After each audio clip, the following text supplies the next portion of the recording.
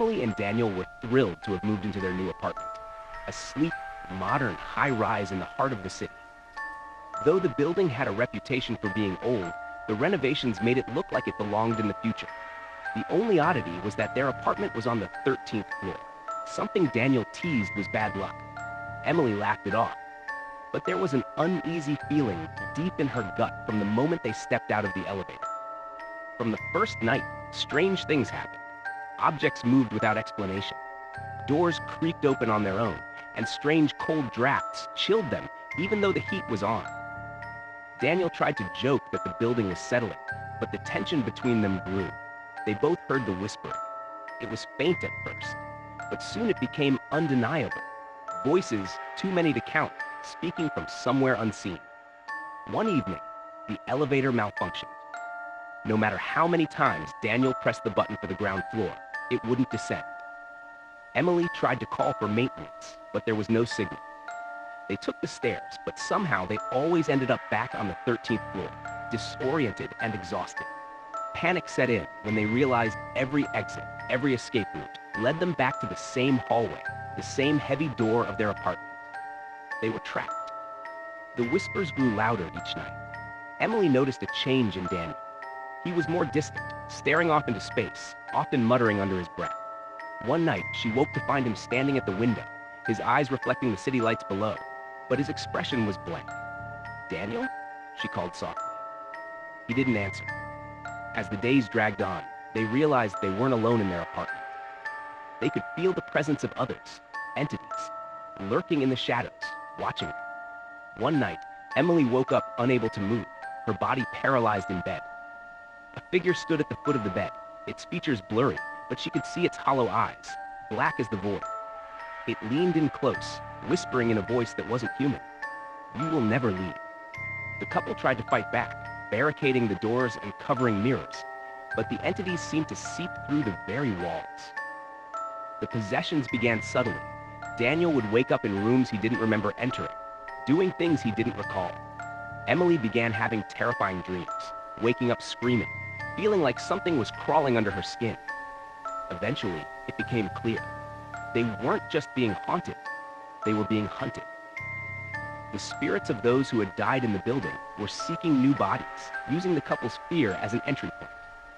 Over time, Emily and Daniel's minds began to unravel. They fought against the presence within them, but each day, they lost a little more of themselves. One night, after weeks of terror, Emily awoke to find Daniel staring at her, his eyes filled with an unnatural darkness. "It's time," he whispered in a voice that wasn't his own. Emily felt a force overtaking her, an ancient presence pressing down on her consciousness.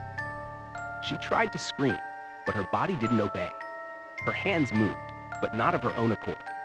The last thing she saw before her vision faded was her own reflection in the window, her eyes as hollow as Daniel's. They were no longer Emily and Daniel. The entities had won, and now their spirits joined the others, waiting in the shadows for the next couple to move in. The 13th floor always needed new residents. As Emily and Daniel's souls were pushed to the brink of oblivion, they became passengers in their own bodies, now controlled by the sinister entities that had been waiting for so long. These spirits were remnants of past residents, all trapped in the same loop of horror, possessing newcomers to break free from their prison-like existence, only to find that freedom meant eternal servitude to the building itself. The 13th floor was not just a haunted floor, it was alive, a parasitic entity that fed on the fear and lives of those who dared to inhabit it.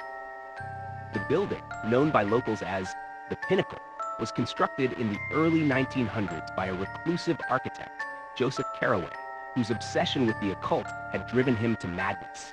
Rumor had it that Carraway had made a dark pact, embedding ancient sigils and rituals into the very foundation of the building. It was said that he wanted to unlock a door between the physical and spiritual realms, but in doing so, he bound the souls of anyone who lived there to the building for eternity. Joseph Carraway never left the Pinnacle. Official records stated he had died of natural causes, but whispers claimed his body was found decayed and twisted in an unnatural position, like he'd been consumed from the inside out. No one could explain why the 13th floor never seemed to follow conventional architecture. Tenants noticed its hallways shifted subtly, that it was impossible to navigate with any certainty once they entered. It was as though the building was protecting its secrets. And now, Emily and Daniel were part of that secret. Once their possession was complete, the couple's spirits remained trapped in the walls, watching their physical forms wander through the apartment like puppets. They were aware of what was happening, but utterly powerless to stop it. The entities used their bodies during the day, mimicking normalcy, leaving no sign for the outside world that anything was wrong. Friends or family who tried to visit were either turned away by their polite but distant responses, or found that Emily and Daniel were suddenly out of town. But at night, the building grew hungrier. The voices Emily and Daniel once heard were now their own, whispering into the minds of the next unsuspecting couple moving in.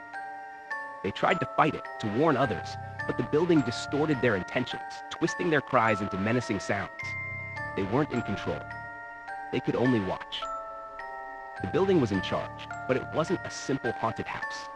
The Pinnacle had its own caretaker, a shadowy figure who had remained behind the scenes for decades. No one really knew who or what the caretaker was, but rumors swirled around old residents and the few contractors who ever worked there. Some said it was the ghost of Joseph Carraway himself, tied to the cursed floor, while others believed the caretaker was a manifestation of the building's dark magic, an ancient force bound to ensure the flow of victims never stopped. The caretaker appeared to Emily and Daniel on the rare occasions when their conscious minds surfaced within their physical bodies. Cloaked in darkness, its face was obscured, though its form was vaguely human, like a shadow that flickered between dimensions. It moved without sound, and its presence brought with it a suffocating pressure that made their skin crawl. "You belong to the floor now," the caretaker whispered, its voice like dead leaves scraping against stone. "You are the gatekeepers. You will do as you are told, and you will wait." They were to become part of the cycle, luring the next victims into the building. The caretaker made sure the elevator never worked properly for anyone on the 13th floor. Each time a new couple moved in, the spirits of the previous residents would awaken in their minds, just as Emily and Daniel had. There would be confusion, fear, the inevitable realization that they were trapped, and then the possession. Emily and Daniel became more like shadows as time passed, their sense of self eroding, becoming echoes of the tormented souls before them. At night, they could feel the presence of other trapped spirits, lurking just out of sight, like dark reflections in the windows. The building had claimed countless lives over the years, each one absorbed into the network of spiritual energy that fed it. No matter how hard they tried to resist, they felt the pull to the newcomers, whispering into their minds, making them paranoid, watching as they slowly unraveled. The more terrified the couple became, the stronger the building's hold on them grew. Emily and Daniel felt an eerie satisfaction each time the next pair fell into the same trap, knowing their torment was almost over. But the truth was, their suffering would never end. The moment they passed the possession onto the next couple, their souls would sink deeper into the building's fabric, becoming even more invisible and insignificant, until eventually they would be nothing more than faint echoes in the wind that whistled through the halls. The Pinnacle was timeless. It would always stand, feeding on the terror of those foolish enough to enter its 13th floor. And its cycle would never break.